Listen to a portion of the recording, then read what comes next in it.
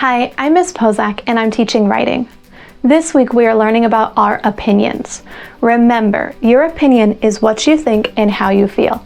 It is not right and it is not wrong because everyone has different opinions. Today we're going to talk about our favorite chore.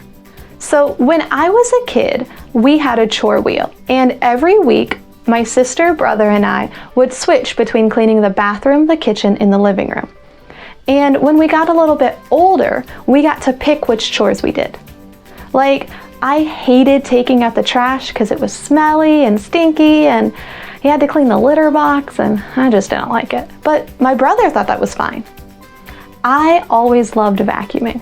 One of my favorite parts of vacuuming is that it's so loud. I was the loudest thing in the house and it was really fun to get to have that power. Now I love vacuuming because I get to make different designs in the carpet, but maybe you don't like vacuuming. Maybe your favorite chore is sweeping or doing the dishes or picking up your room. Whatever your favorite chore is, I'm really excited to hear about it.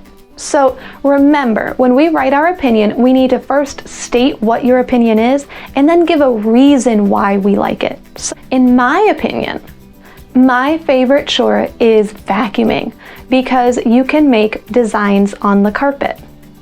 Today in writing, you are going to write a sentence to say what your favorite chore is and then draw a picture to go along with it.